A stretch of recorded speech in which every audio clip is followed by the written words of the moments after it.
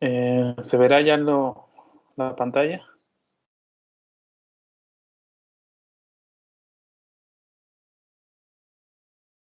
Sí, profe, ya se ve. Excelente. Bueno, les coloqué unos materiales. Este primero, que es la presentación de PowerPoint. Ya la descargué, no la vuelvo a descargar. Y algunas otras ligas que ahorita vamos a comentar. Vamos a empezar ya la teoría para ver nuestra primera práctica, que estaríamos haciendo yo creo mañana por los tiempos. Déjenme abro aquí la presentación.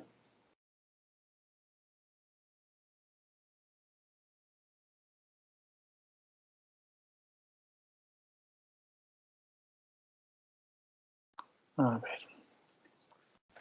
Entonces, esta primera unidad, que tiene que ver con introducción al almacenamiento de datos, se ven los siguientes tópicos: tipos, formatos, técnicas e implementación.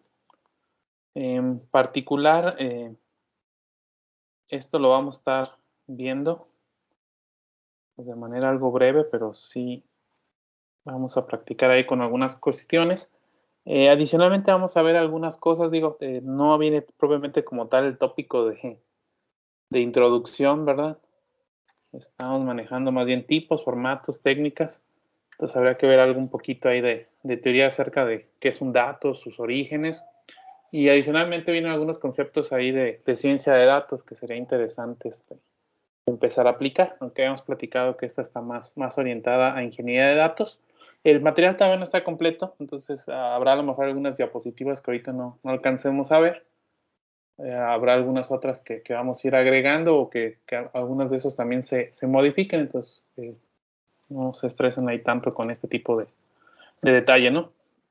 Y platicamos la clase pasada ahí a través de 3 proyectos, ¿verdad?, que se están generando una gran cantidad de datos o de información. Ahorita vemos diferencia entre eso, particularmente por algunas tecnologías, ¿verdad?, de la cuarta revolución industrial, como el Internet de las cosas, ¿verdad? Obviamente esa información se está guardando en grandes repositorios, particularmente en la nube, ¿verdad? También de esas tecnologías que están hoy pues muy ligadas. Este concepto particular de... Déjame ver si se puede quitar, no puede quitar. Ahí está. De grandes datos, pues es muy variable. Bueno, la diapositiva aquí le muestra como analítica de datos, pero bueno, tendríamos que hablar más bien del crecimiento de datos.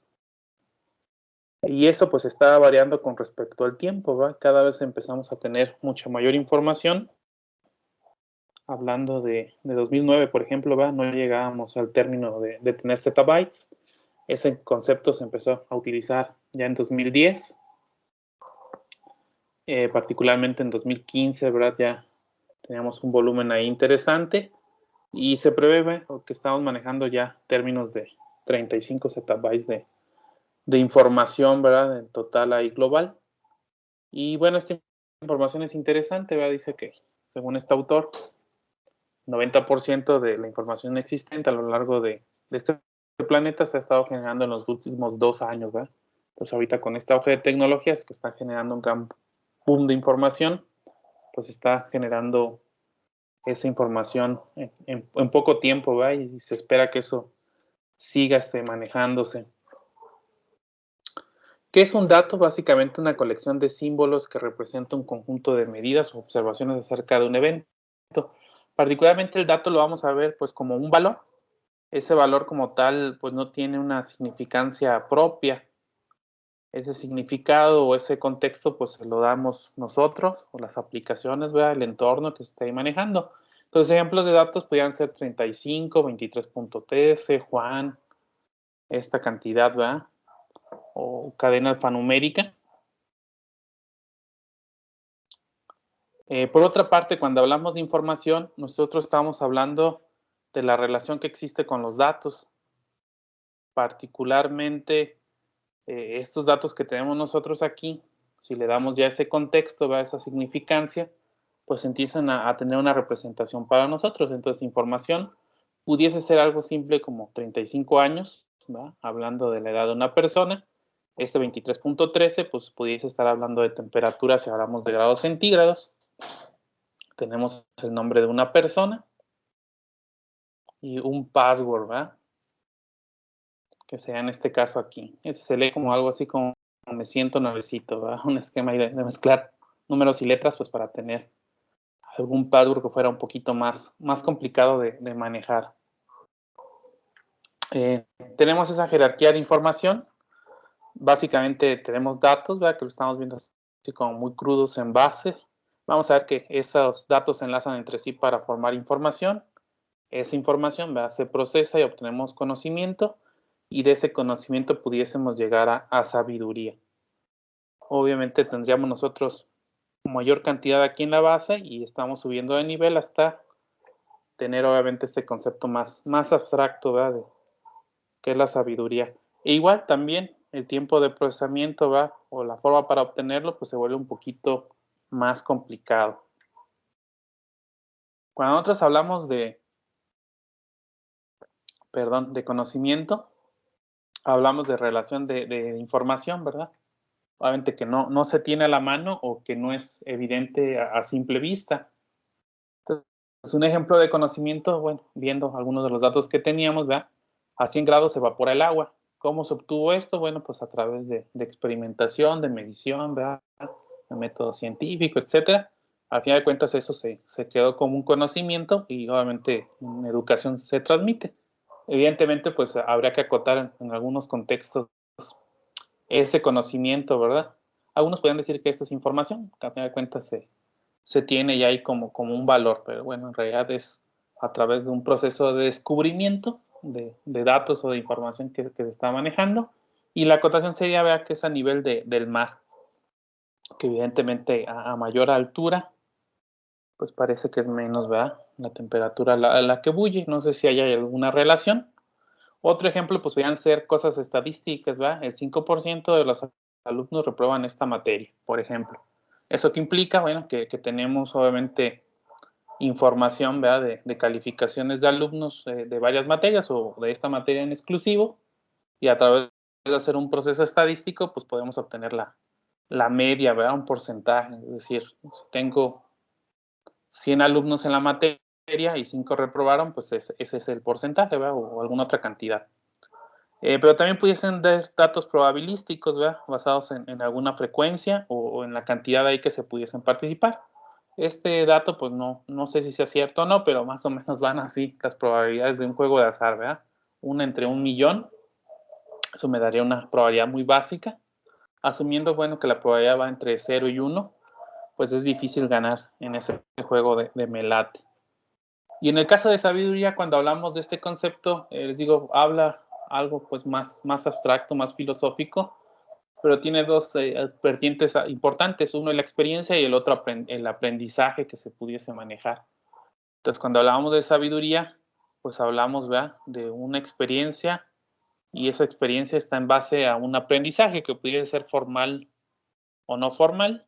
Es complicado en computación manejar este término, incluso pues muchos autores no lo manejan como tal, lo dejan en el concepto de conocimiento, pero bueno, obviamente parte de esta materia y la que sigue, pues tratan sobre eso, ¿verdad? De aprendizaje máquina o aprendizaje automático, ¿verdad? Que quizás es la traducción más correcta para el machine learning en inglés. Se puede encontrar información a través de la búsqueda y procesamiento de información. Entonces, esta parte, pues es lo que tiene relación, ¿no?, nuestra asignatura un poquito, ¿verdad? Pudiesen encontrarse patrones en relaciones y conocimientos a través del aprendizaje computacional. Entonces, esto implica un procedimiento o un proceso, ¿verdad?, un poco más complejo y a lo mejor no tan exacto. Obviamente se platicó de esta parte, datos ahí analizados, sobre todo pues para la toma de decisiones, ¿verdad? Teniendo información, teniendo conocimiento, pues se mejoran las cosas, ¿no? Y bueno, también aquí cosas concretas, ¿verdad? En el caso de la estadística, base a hechos concretos. En el caso de la probabilística, hechos que pudiesen ocurrir. Van muy de la mano, pero sí son conceptos diferentes, ¿verdad? En estadística, pues ya se tiene esa información, esos datos, se deduce, ¿verdad?, si no son evidentes. Y en el caso de probabilístico, pues esperaríamos que ocurriesen esos eventos, ¿verdad? Por eso ese término ahí de probabilidad. Esos datos vamos a ver que que se estructuran, vean que a veces es complicado ahí de manejarse. En algunas ocasiones, pues se pudiesen manejar estructuras como bases de datos, pero sí va a ser importante, ¿verdad?, realizar ahí un análisis del entorno, ¿va? Y platicando estos sistemas ciberfísicos, pues vamos a ver que muchos de esos datos pareciera que no tienen estructura o poca estructura. Pero bueno, al final de cuentas, pues depende del contexto ahí que se esté manejando. Ejemplo de esto, pues podría ser un avión, ¿verdad? De estos de última generación, como ese modelo que está ahí, el Airbus A380. Y fíjense la cantidad de importante. Uno, pues hablando como sistema embebido, ¿verdad? Que va a tener ahí muchos sensores y va a tener muchas componentes electrónicos, mecánicos, etcétera. El software para operar ahí un avión, pues es un sistema bastante complejo. Estamos hablando de 1,000 millones de líneas de código. Entonces, esa cantidad es bastante. Obviamente, eso pues va a estar generando también mucha información. Particularmente uno de los que más se auditan y que generan información, pues son los motores de los aviones. Particularmente se estiman alrededor de 10 terabytes cada 30 minutos. Entonces, por lo tanto, en un viaje largo, ¿verdad?, como este que ponen de ejemplo, de Londres a Nueva York, que dura 8 horas aproximadamente, pues estarían aventando 640 terabytes de pura, pues, información o datos, ¿verdad? En este caso ahí concreto del avión, y con eso se pudiesen hacer, pues, algunas técnicas de procesamiento, ¿verdad? Tratar de encontrar fallas, ¿verdad? Un modelo ahí predictivo que ayudara a eso, pues es bastante interesante, ¿no? En general, estamos hablando ahí de algunos conceptos, ¿verdad? Sobre todo esto de grandes datos, Big Data o datos inmensos. Obviamente va a implicar ahí algunas consideraciones. Estas láminas por ahí ya las tenía, entonces ya fue para ir reutilizarse. Y ese concepto de Big Data, pues depende mucho del entorno, ¿verdad? Entonces nosotros ahorita tenemos cierta infraestructura y sobre eso colocamos límites. Vamos a ver que sí tiene ciertas dificultades, obviamente medido, ¿verdad?, en lo que es capacidad de cómputo actual. Hace 10, 20, 30 años lo veíamos ahí en la lámina, pues esos límites eran mucho menores. Obviamente, pues también ha crecido la capacidad de almacenamiento y la capacidad de procesamiento. Pero vamos a ver que esos datos, pues en general, ¿verdad?, cuando se habla de Big Data, son difíciles de recolectar. ¿Por qué? Pues están distribuidos, ¿verdad?, alrededor de todo el entorno. Muchos dispositivos los generan. Difíciles de almacenar, quizá por el gran volumen de datos, ¿verdad? Entonces, un zettabyte, pues es 1 a la 10 elevado a la 21, ¿verdad? Pues 1 con 21 ceros. Eso, pues, es una gran cantidad ahí de bytes. Obviamente, esa gran cantidad de bytes, pues, los hace difíciles de analizar y difíciles de procesar, ¿verdad? Algunos características que deben de tener los datos: exactos, relevantes, representativos, bien definidos, completos, granular. Obviamente esas son las características, pues, deseables. Vamos a ver que no siempre se pueden tener. La importancia, obviamente, de tener esos datos, ¿verdad?, con esas características, pues va hacia lo que denominan calidad de datos. A final de cuentas, si esos datos sirven de entrada para un proceso, pues la salida generalmente no va a ser confiable. ¿Por qué esos datos a lo mejor no tienen calidad? Pues son bastantes las situaciones que los pueden causar, ¿verdad?, que no estén acordes, ¿verdad?, a lo que se ocupa. Algunas de las más comunes, pues son un dato mal definido o confuso. Podría ser un tipo de datos no especificado. Entonces, ese modelado de datos que generalmente hacemos, ¿verdad?, al inicio cuando desarrollamos software, pues es sumamente importante. A veces los datos no están ajustados a estándares, entonces eso los hace poco interoperable, ¿verdad?, con otros sistemas. A veces tener datos propietarios, ¿verdad?, o estructuras de información propietaria pues, se vuelve complicado, depende mucho, pues, del contexto, ¿no? Vamos a encontrar en esto de tipos de datos que existen muchas clasificaciones. Una de ellas es dependiendo de su estructura, algo ya habíamos platicado en las láminas anteriores muy rápido: estructurados, semiestructurados, no estructurados. Pequeñas definiciones que hay. Bueno, esta no recuerdo. No lo definí, fíjense. Entonces, para darle ahí a lo mejor un repaso ahorita que lo vi. Cuando hablamos de datos estructurados, hablamos de que esos datos tienen bien definido su comportamiento en cuestión ahí de estructura, ¿verdad? Sus valores, sus rangos. Particularmente esos datos son fáciles, entre comillas, de recuperar la información en un momento. Entonces, eso va a ser importante, ¿no? Sobre todo, pues, cuando va creciendo ahí la información. Habrá otros, y en teoría podríamos decir que prácticamente todos los formatos computacionales están estructurados. Es decir, que no tengan estructura, vamos a ver que es muy raro. Más bien, lo más probable es que no conozcamos la estructura, ¿verdad? A menos que se hayan generado, pues, ahí con algún modelo caótico, algo así que no sea comprensible, pues es difícil, ¿no? Más bien sí veríamos que a lo mejor es sumamente complicado, al no conocer la estructura, el poderlos buscar. ¿Qué entraría como datos aquí estructurados? Bueno, aquellos que tienen pues una estructura particular, ¿verdad? Para almacenar y recuperar información. Entonces las bases de datos entran mucho en este concepto.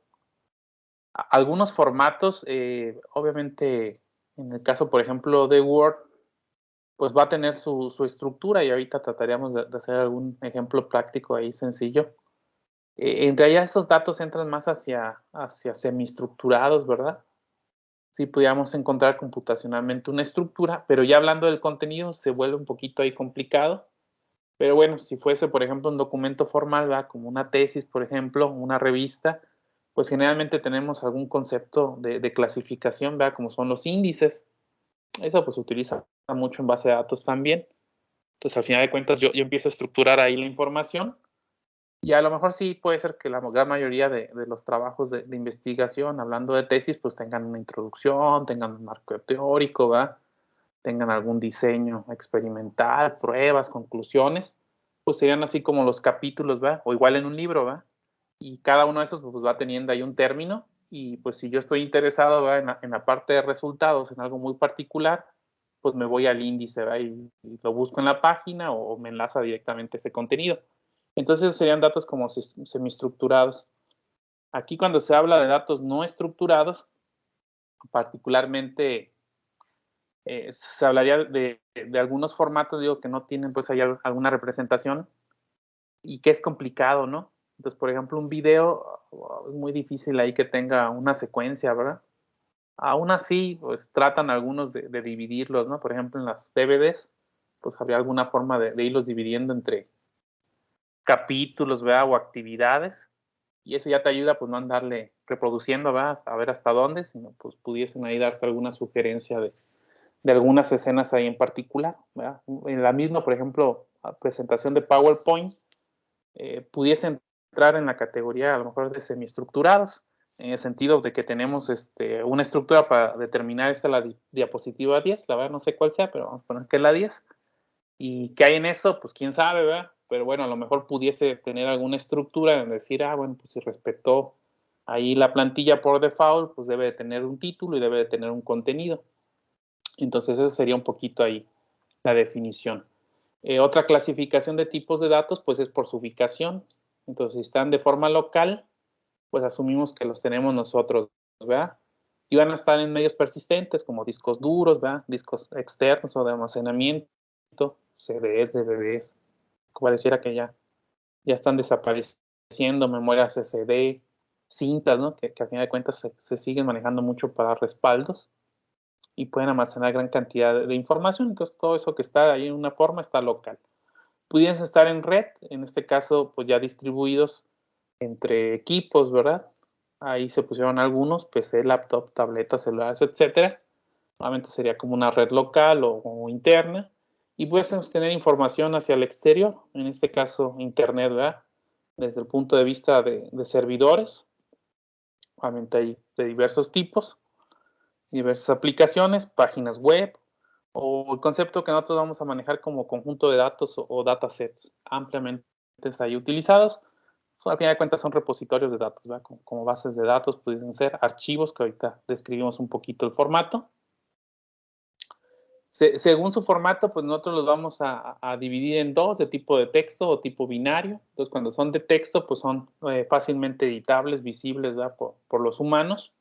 Pudiesen tener estructura, ¿verdad? En el caso particular de un TXT, generalmente es como muy libre, pero si ya hablamos de un JSON, de un CSV, que ahorita vamos a ver, un XML, pues ya hablamos de lenguajes muy específicos para dar formato a los datos, ¿no? En el caso de formato binario, pues también tienen estructura, nada más que esa estructura pues no es visible a simple vista, ¿verdad? Obviamente habría que comprender un poco el formato en que están ahí estructurados. Y en la particular, pues son muchos formatos de los que utilizamos en las aplicaciones que manejamos días con días, ¿no? El PDF, los doc de Word o docx, ¿verdad?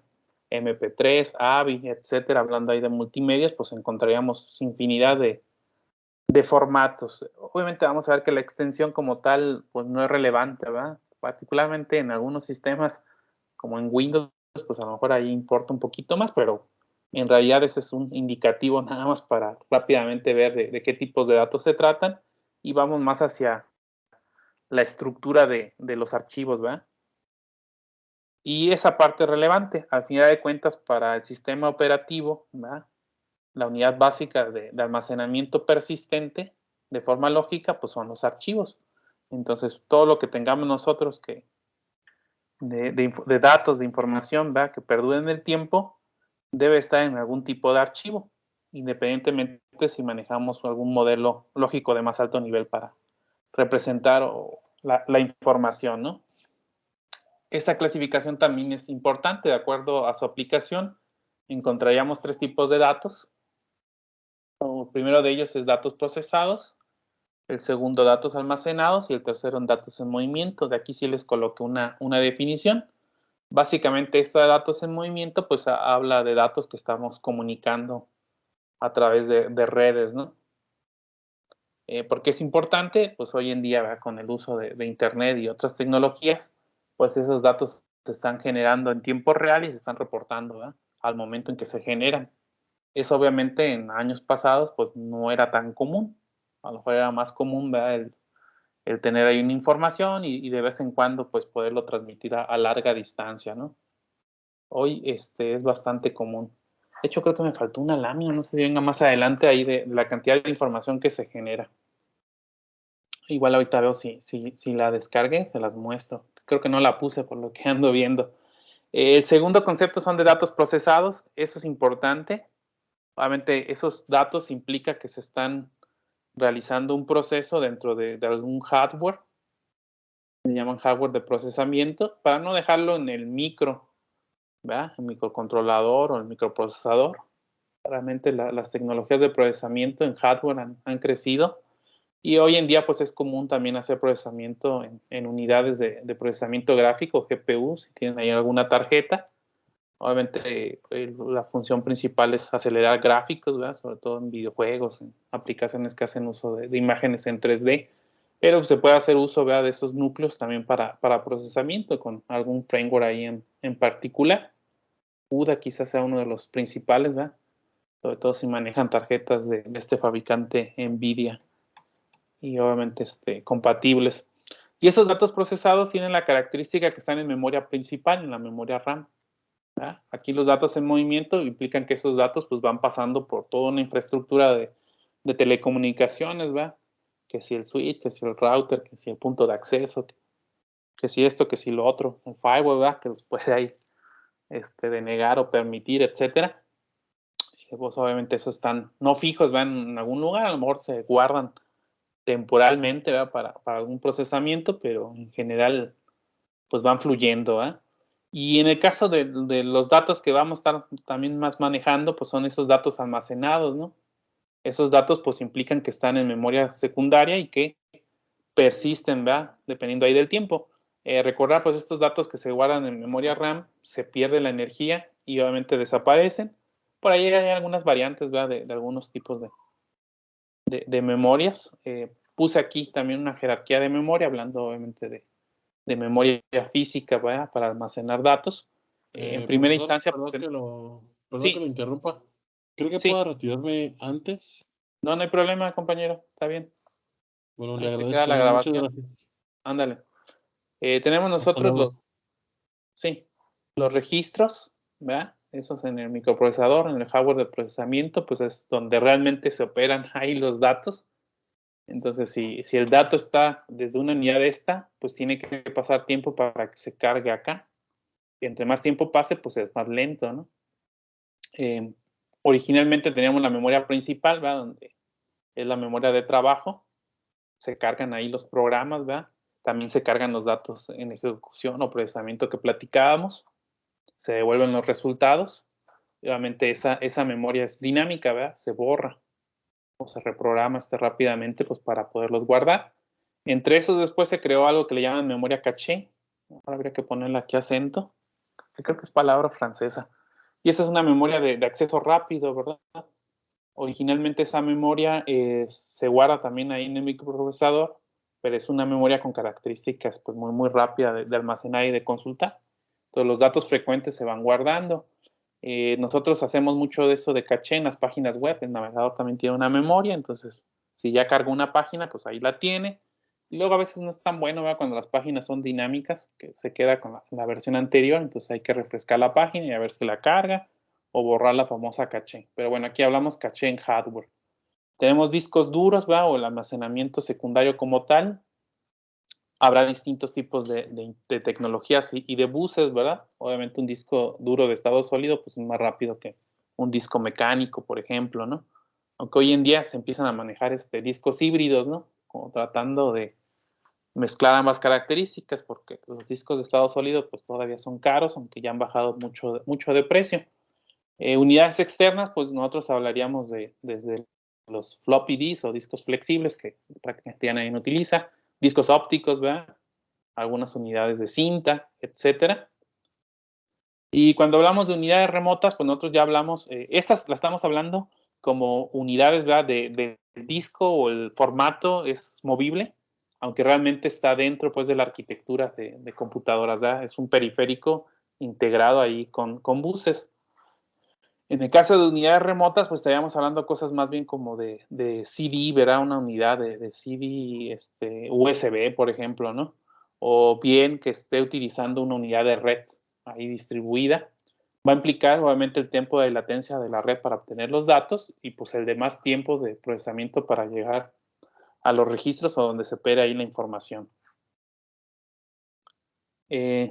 Hablando de tipos de datos, que es el tópico que estamos desarrollando el día de hoy, por recordar que están muy casados a lo que son lenguajes de programación, y eso al final de cuentas, digo, hablando pues de software, está muy casado pues al sistema operativo, ¿verdad? Que al final de cuentas las aplicaciones que desarrollamos corren en un sistema operativo y a su vez ese está muy casado pues a la arquitectura de hardware como tal.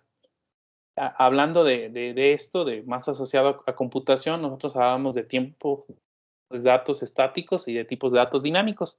Los estáticos, pues básicamente se manejan en tiempo de compilación. Aquí, pues vamos a encontrar dos tipos de categoría. O sea, más bien sería en tiempos de traducción, ¿no? Porque compilación implicaría que es un lenguaje compilado y también, obviamente, los sistemas o lenguajes interpretados, pues también tienen sistemas de tipos, aunque obviamente no son tan fuertes, ¿verdad? Con sus ventajas y desventajas que pudiese presentar. Estos, pues, se desarrolla el programa y obviamente el traductor, pues, tiene que encargarse, ¿verdad? De reservar esos espacios de memoria. Nosotros lo asociamos como variables, pero en realidad una variable, pues, es una dirección de memoria donde se guarda un dato, ¿no? Y en tipos de datos dinámicos, pues, se hacen en tiempo de ejecución. Entonces, ahí estamos hablando de datos que pueden crecer, pues, técnicamente hasta infinito, ¿verdad? La realidad es que está limitado, pues, al hardware que tengamos, no hay hardware infinito. Pero bueno, ese dato, pues, pudiese crecer. Hablando de un arreglo estático, pues, lo definimos de tamaño 100. Hablando de una lista o de un arreglo dinámico, pues, ese inicia con un tamaño y va incrementándose con respecto al tiempo, ¿no? Entonces, nosotros tendríamos que hablar de tipos de datos, pues de cómo nosotros representamos información. Nosotros como humanos, pues lo representamos en un lenguaje natural, ¿verdad? Y eso nos representa, pues, nuestro uso diario, ¿verdad? Particularmente muy centrado, pues, a lo que es este lenguaje natural y a lo que es muy centrado a la forma en cómo representamos, ¿verdad? Nuestros pensamientos y nuestras ideas. Pero sabemos que la computadora, pues, no trabaja con lenguaje natural, entonces maneja ahí un lenguaje binario y por lo tanto, pues eso es particularmente como la computadora comprende y almacena la información. Y obviamente sí es muy dependiente, ¿verdad?, de ya aspectos físicos que ven mucho pues, en estas materias de vertiente electrónica, como la palabra del micro, ¿verdad?, que nos representa ahí el tamaño que puede procesar de una vez, ¿verdad?, en una instrucción el microprocesado. Entonces, pues, hablando de un micro de 64 bits, que hoy es la norma, pues tiene un ancho ahí de palabra de 8 bytes, ¿no?, que pudiese manejar ahí al mismo tiempo y muy diferente a un micro de 16 bits, 8 bits. Generalmente eso se asocia pues a mayor poder computacional. La realidad es que hay muchos factores ahí, ¿verdad? Frecuencia del reloj y obviamente tipo de instrucciones, ¿verdad? Si es RISC, SIX, etcétera, permitirían ahí trabajar. En el caso particular, pues nosotros tenemos datos pues, que van a tratar de representar, ¿verdad? En ese sentido, pues dependiendo del ejemplo ya anterior, pues veíamos una edad que representábamos como datos enteros, ¿verdad? Veíamos una temperatura, algo así como 33.2, no recuerdo qué le pusimos, que representa datos decimales. Veíamos un nombre, ¿verdad? Un conjunto de caracteres, ¿verdad? Alfanuméricos, pues para representar, obviamente, le llamamos cadenas o strings, ¿verdad? Pero bueno, viene de esa palabra, pues estamos al final de cuentas ligando un símbolo con otro, ¿verdad? Podían ser nada más puros caracteres de letras. Obviamente el otro que era un password sí tenía letras y números, símbolos ahí especiales. Tradicionalmente esos son los lenguajes, los tipos de datos, ¿no?, que se representan en computadora. Habrá algunas variantes que ya son más de alto nivel, ¿verdad?, y que sería importante para algunas aplicaciones que se tuviesen como dato nativo. Fecha y hora, ¿verdad?, muy utilizado en bases de datos. Números de teléfono. Aquí el detalle de definir un dominio, ¿verdad?, para ese tipo de datos que le llaman, pues es ver qué características tiene, pero bueno, encontrando a lo mejor algún patrón, ¿no? En nuestro caso, pues los números tienen 10 dígitos y pudiesen representar algún significado al momento de separarlos, ¿no? Como la clave helada, que ya es obligada, ¿no? Pero bueno, también se pudiesen utilizar ahí para representar números internacionales, entonces va a depender mucho ahí del contexto. En ubicación geográfica, pues nosotros podríamos guardar un punto X y Y.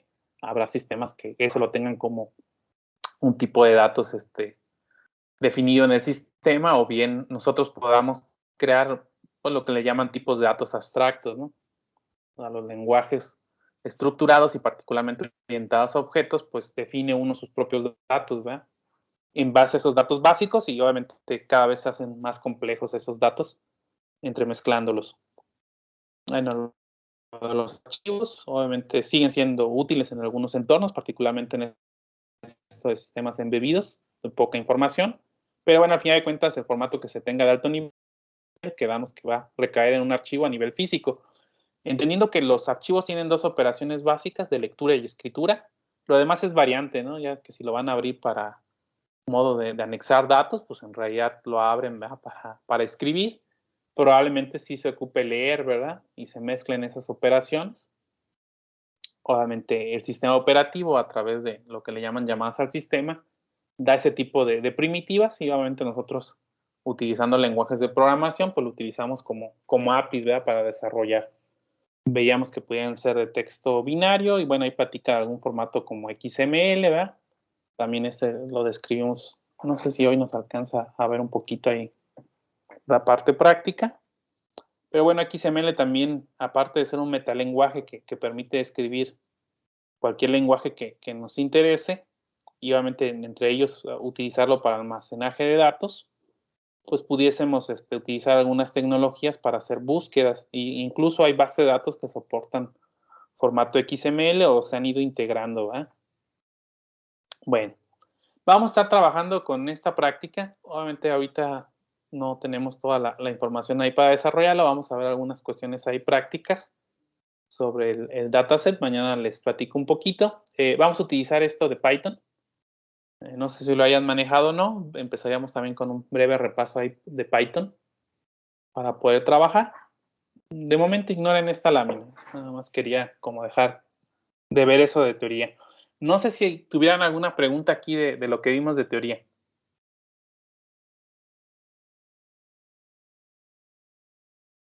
No, profe, ninguna. Ok.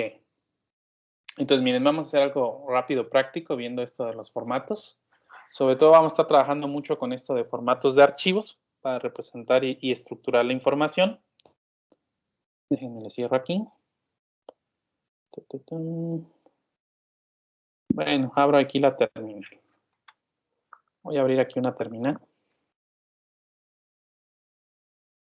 Nosotros cuando generamos un archivo, estoy utilizando ahorita un editor de texto, voy a generar un archivo hola.txt. Este nano pues está como muy visual, todavía hay otros editores de texto acá en sistemas basados en Unix medio crípticos. Ya si lo saben operar, pues hay mucha gente que les gusta ahí, ¿no? Emacs es uno muy bueno, pero a mí de repente se me vuelve complicado. Y el V también tiene sus cosas, pero a veces hay que saber utilizarlo porque no todas las distribuciones tienen nano y entre lo que lo instalas o que no tienes permiso, pues se tiene uno que adaptar ahí a lo que haya, ¿verdad? Y más si van a administrar servicios, ¿verdad? A través de SSH. Ok, nosotros construimos pues uno así de texto. Normalmente lo estamos utilizando con la aplicación.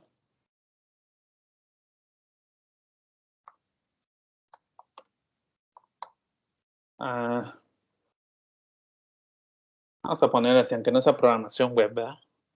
Simplemente para tener una palabra ahí acentuada, lo guardamos. Algunos permiten ahí guardarlos en ciertos formatos.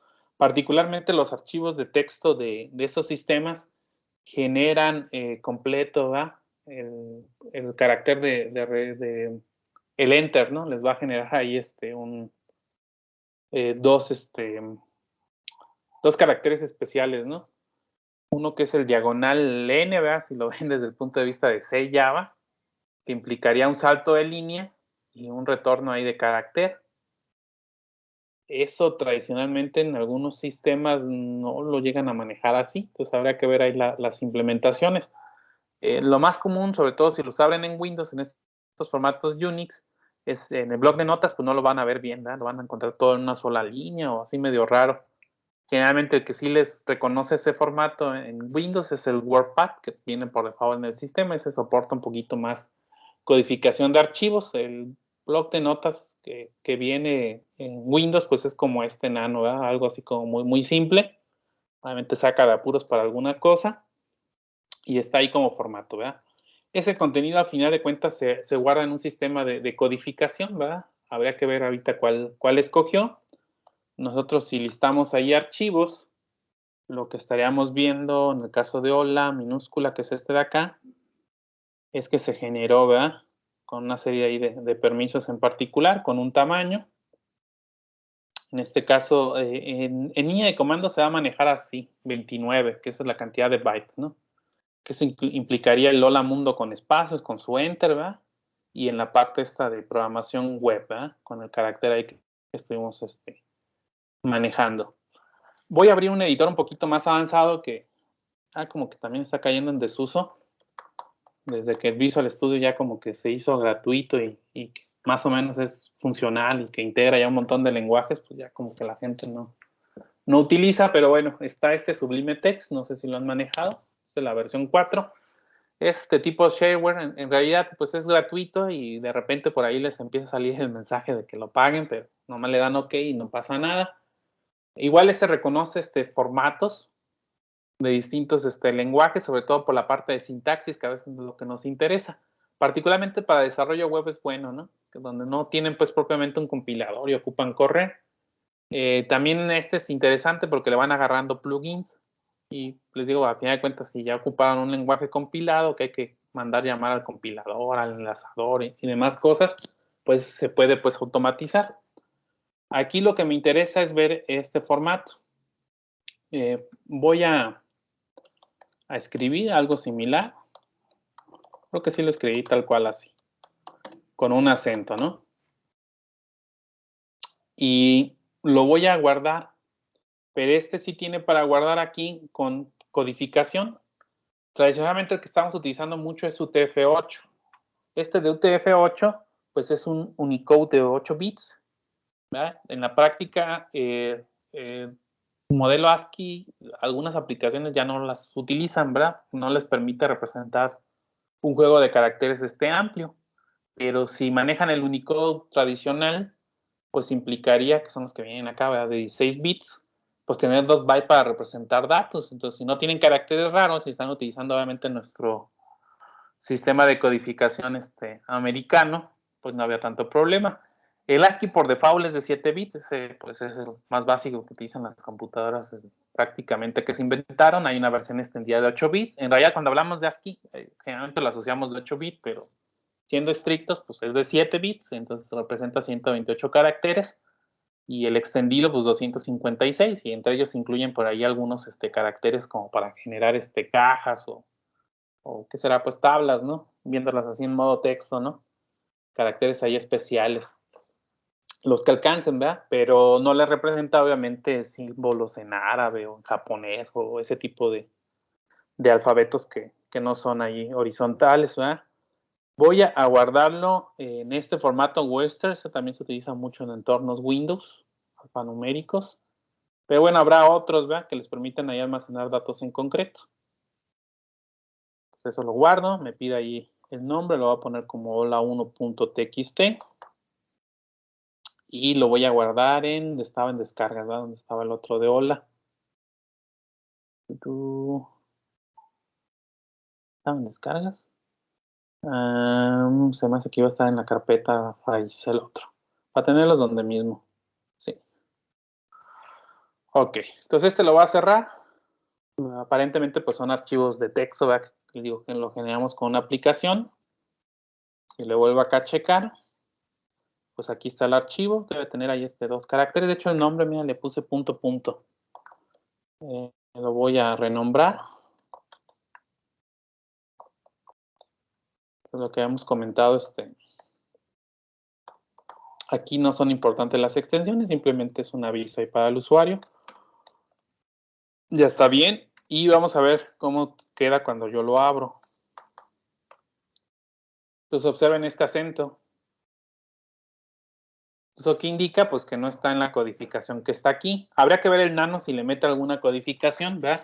Al archivo. ¿Eso qué representa? Pues que ese carácter pues está guardando de cierta forma el acento, ¿verdad? En ASCII normal no existen acentos, ¿verdad? Para los caracteres, en ASCII extendido sí. Se agregan ahí al alfabeto, ¿no? Para poderlo representar. Eso es como muy común cuando editan en web, ¿no? Me meto directamente y trato ahí de modificar así en SSH. Encuentro luego caracteres raros. Me imagino que la ñ también a lo mejor la pone así raro. Habría que hacerle la prueba. Obviamente, si lo vuelvo a abrir en el software que estuvimos utilizando, el Sublime, pues se debe de ver bien. Reconoce va ese formato. Entonces, Open Recent. Es que le cambié el nombre, entonces va a estar en la lista. Hola 1. ¿Vale? Ahí está, con ese valor. Nosotros cuando manejamos el archivo, pues vemos que aquí el contenido está libre. Sí, por parte del sistema de archivos, ¿verdad? Que es parte de lo que se encarga el sistema operativo, hay cierta estructura. Evidentemente, ese contenido, pues sí va a variar un poquito.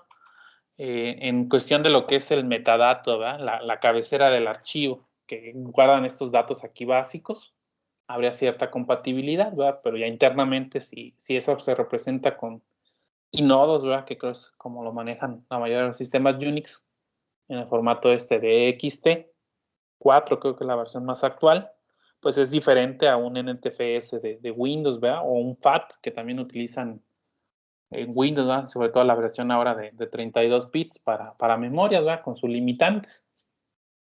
Pero bueno, ya físicamente la información en teoría debería ser pues la misma, ¿no? Entonces hay cierta compatibilidad, siempre y cuando pues el equipo, el sistema operativo reconozca el sistema de archivos.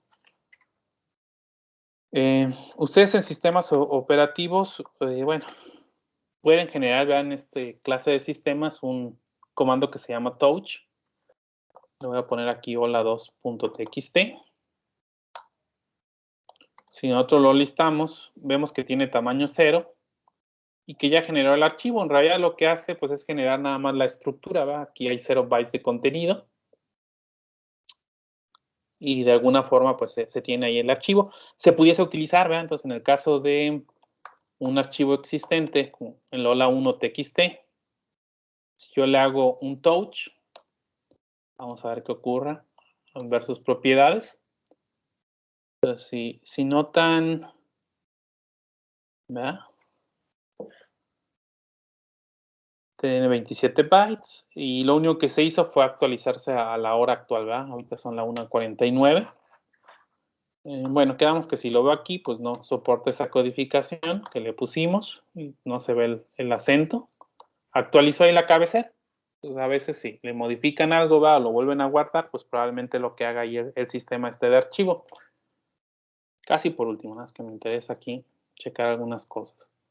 Quedamos que estaba no en descargas, en la carpeta de... ¿Dónde lo pone aquí? Ir a inicio. Para verlo visual. Pues fíjense, si yo le doy aquí propiedades, no me aparece. Bueno, Command I es acá en esto, clic derecho, ¿ves? Lo que tenemos que hacerle ahí en Windows. Nosotros vemos aquí el contenido, 29 bytes, ¿vale? Lo que tiene ahí de información, como está representado los caracteres. Pero observen que el tamaño físico en el disco es de 4 kilobytes. ¿Por qué ocurre eso? Bueno, pues al final de cuentas, la unidad como almacena la información, pues es de 4 kilobytes. En realidad, aunque su archivo es de 29 bytes reales, se está guardando en 4K, ¿verdad? Por la estructura que debe de tener. Esa es la forma básica en el sistema, como guarda ahí la información. Por eso hacen mucha distinción entre contenido total y el contenido que marca el sistema, ¿verdad? Habrá información, ¿verdad? Aquí de algunas características, pudiesen venir algunos metadatos. Evidentemente, pues eso se visualiza así. Sobre esta carpeta creo que no tengo archivo, entonces a lo mejor sí me conviene ahorita cambiarme para ver el concepto de archivos binarios a la de descargas. Entonces tengo el PPTX, el doc, hay un PDF, ¿verdad? Hay varios, de hecho. El A7 es el que voy a ver. ¿Qué ocurre cuando yo lo quiero visualizar un archivo de esta forma? Pues un editor de texto pues va a tratar de interpretar esa secuencia de bytes que está ahí guardada, pues a como entienden el sistema de caracteres, ¿verdad? En su codificación. Entonces, en algunas cosas, pues sí veríamos como cadenas, ¿no? Habrá otras, pues que les ponga ahí unos símbolos especiales, ¿no? E incluso algunos caracteres se pudiesen traducir. Se ocurre más en Windows, ¿verdad? Sobre todo en DOS o en la línea de comandos al código 7, por ejemplo, del ASCII, que es el sonido de campana, ¿no? Los primeros 32 caracteres del código ASCII no son imprimibles, ¿verdad? Tienen ahí funciones de control, ¿verdad? Como el 10 y el 13, que es el que representa el diagonal N, ¿no? Un salto de línea y un retorno ahí de carro, ¿verdad? Lo que se estaría manejando. Ok, nosotros lo vemos de esa forma. Evidentemente eso pues no es la representación adecuada. Ustedes pueden utilizar en los sistemas basados en Unix este comando, el OD, es un pequeño editor hexadecimal, pues para poder visualizar ese tipo de contenidos. Y en este caso, pues lo voy a manejar, me voy a regresar a la carpeta anterior, uno que tenga poquita información, ¿no? Así que en el Lola 1 TXT. Pero no lo iba a abrir con OD. ¿Vale? Entonces aquí tenemos nosotros la secuencia ahí de bytes. Desafortunadamente, pues nada más es para visualizar. Podemos encontrar realmente otra información. Vamos a ver en archivos, ¿no? Más que ahorita se me va la onda de poderlos comparar. Comando D, si es DF. No, Steve. Bueno, si no se saben ahí los comandos o pueden obtener ahí ayuda, pues los manuales, ¿no? Comando man les ayuda ahí. Octal, decimal, hexadecimal y ASCII, ¿verdad? Volcado ahí de información. Por default está en hexadecimal que lo estamos manejando, pero si quisieran ver ahí el contenido en octal o decimal, pues lo pueden hacer, ¿verdad? De cualquier archivo. Bueno, también se puede interpretar como ASCII. Esos caracteres en la práctica, pues mejor lo abren en un editor de texto. Se llama diff, pero habría que checarlo entre dos archivos, que es el principio básico, ¿verdad? Ahí de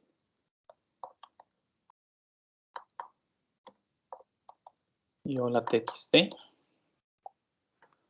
Ahí estaría encontrando la diferencia, ¿verdad? En programación web con respecto a de aquí. Entonces, este carácter, pues no lo reconoce, ¿verdad? Si estuvieran igual, me diría que el archivo no difiere. Este lo utilizan mucho, por ejemplo, el protocolo Git para ver diferencias entre versiones de los archivos, ¿no? Obviamente, si lo vieran un div visual, pues esto lo verían en verdecito y en rojo para indicarles ahí se borró y se agregó nuevo material, ¿verdad? Teniendo como referencia a eso. Voy a copiar el primer archivo que era que no tenía codificación, o al menos pues la codificación que estamos manejando, ¿verdad? Hola, le voy a poner copia hola. Entonces, como contenido de texto, estos dos deberían de estar iguales. ¿Vale? Recuerden que los sistemas basados en Unix no devuelven valor, ¿verdad? Si todo está bien. Entonces, estos dos archivos son iguales. El hola y el hola 1, a pesar de que tienen el mismo contenido, según yo no me equivoqué en mayúsculas y minúsculas, sí en el acento, y recuerden que ese estaba codificado de forma distinta, pues se vuelve diferente, ¿verdad? En cuestión de contenidos. De hecho, se alcanza a ver. Bueno, voy a poner nada más los puros hola para no. ¿Verdad? Fíjense, primero, el que tiene acento o el que acentuamos normal en nano, tiene 29 bytes y el otro tiene 27. Eso va a depender de la interpretación de los caracteres que se estén manejando. Descargué uno, déjenme. Creo que se llama Xfien. Este es para Mac. Van a encontrar muchos en Windows. En Mac es como menos, ¿verdad? Y nosotros podemos hacer exactamente lo mismo. Abrir un archivo de cualquier tipo. Luego, para comparar esos contenidos, pues pudiesen utilizar algún otro archivo o formato, ¿no? Déjenme un regreso. O sea, estaba en la carpeta de raíz, ¿verdad? Del usuario en Home. Pero, ¿qué pasó? Ahí está. Vamos a ver hola o copia hola, ¿no? Esa sería la secuencia de bytes. Entonces, yo lo que observo en esta secuencia de bytes que hicimos es que esos caracteres de acento, pues realmente lo está representando con dos valores y pareciera que no tiene una equivalencia, ¿verdad? En ASCII, que a fin de cuentas trata de representar ese flujo ahí de bytes. Esto, si mal no recuerdo, señalándolo, ahí estarían los valores. No sé por qué se la acabo de descargar si esta permite ahí modificar este valor. Algunos permitirían ahí modificarle, sería cuestión de checarle. Sí, deja. Entonces ahí le estamos borrando caracteres, no lo voy a guardar. Vuelvo a abrir ese editor, pero lo voy a abrir con el archivo hola 1. Pues también lo está guardando. Pero si notan aquí nada más lo guarda como un carácter que no reconoce. Entonces por eso es que no se dio. Y a lo mejor por ahí un espacio o algo ahí extra que le di, pues para que diéramos el valor ahí de un byte más, ¿no? Pero bueno, eso es lo que nosotros pudiésemos manejar. Evidentemente puedo abrir un archivo binario, ¿verdad? Esos son archivos de texto que estamos interpretando el flujo. Quedamos con uno, podría ser pues está esta carpeta, nada más que documentos. Tengo aquí un PDF. Y esa sería la información. Algunos caracteres ya más o menos nos mostraba, ¿no? Cuando lo abrimos en un editor de texto plano. Por ejemplo, eso es una cabecera, te indicaría el formato de PDF en la 1.3. Hay algunos caracteres que son visibles e incluso hay información, aunque eso no venga. Habría que ver si reconoce ahí como metadatos. Podemos nosotros buscar algunas cadenas. Yo había checado que ahí abajo, miren, un diagonal autor, estaría expresado ahí quién lo hizo. Algunos formatos como que sí son más visibles, ¿verdad? Cuando los ve uno en el explorador de archivos. Creemos que estaba en documentos, ¿verdad?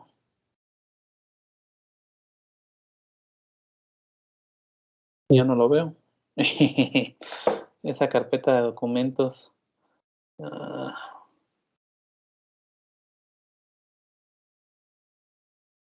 Acá está. Bueno, luego quién sabe dónde las guarda, ¿no? Y dale aquí en propiedades. Cuando son de tipos definidos, coman y no sé por qué ahí clic derecho no lo aparezca. Puede ser que aquí aparecieran algunos datos, ¿no? Por ejemplo, las aplicaciones en Office tienen ahí metadatos, entonces cuiden cuando uno copia y pegue. Miren, aquí apareció. Y conoce el formato, por eso es que es posible que me lo marque, ¿no? Entonces ahí está el autor. Bueno, yo ya vi que sí venía ahí en hexadecimal. La versión, no sé por qué, bueno, venía como 1.3, ¿verdad? Y aquí lo marca como 1.4. Incluso la herramienta donde se hizo, ¿no? Y algún otro detalle ahí visual de esos metadatos. Ok, chicos. Bueno, ¿alguna pregunta hasta aquí de archivos?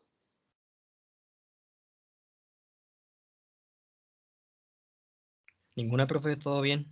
Excelente. Algo de esto pudiesen trabajar, pero bueno, a menos que los trabajen datos en crudo, pues son de las herramientas que habría que manejar. Quizá más en seguridad e informática. Sí, algunos procesos como el limpiado. Bueno, antes de cerrar aquí la terminal. Vamos a trabajar con Python. Entonces, si no lo tienen instalado, pues instálenlo. Les comento rápidamente. Si ya lo tienen instalado, pues nada más es cuestión de que en la línea de comandos le den Python.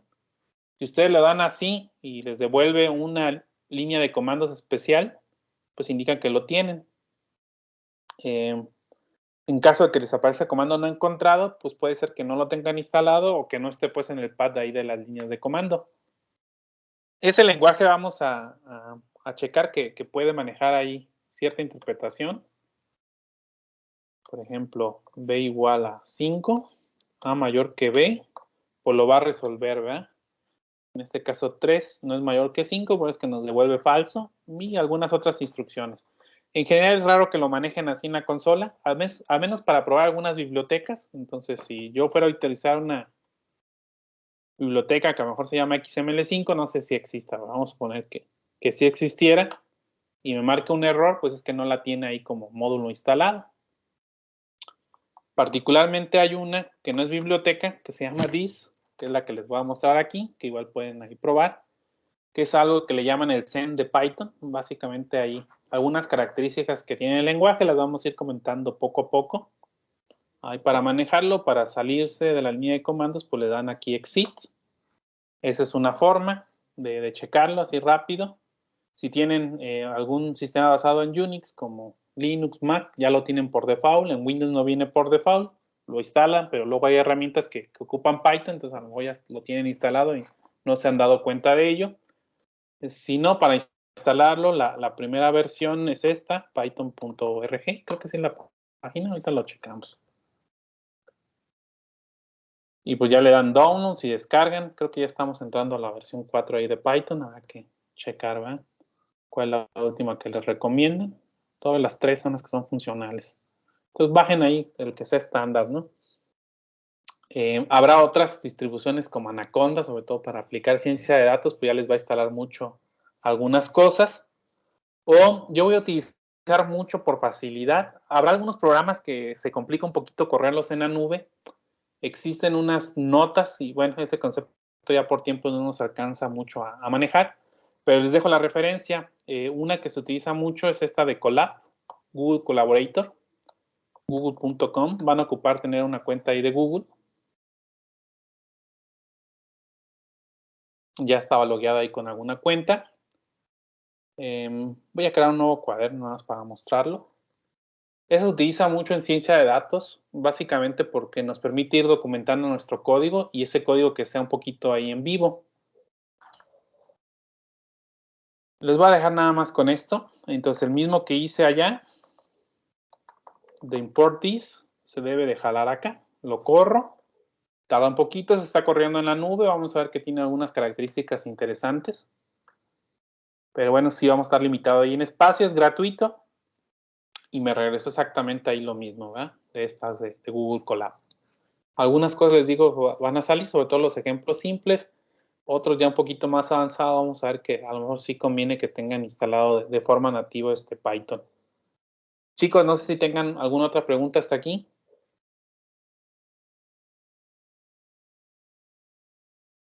¿Cómo dijo que se llamaba la página, profe? Es esta. Igual ahorita les pongo la liga, colab.research.google.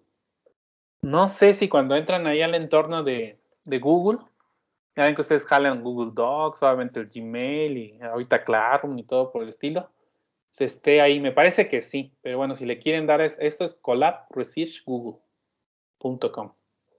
Les paso ahorita la liga acá en el... Se la va a poner en el Teams para que la pongan ahí a disposición y la platicamos mañana, que ahorita ya no nos dio tiempo. Sí, está bien. ¿Alguna otra duda que tuvieran, chicos? Voy a dejar de grabar.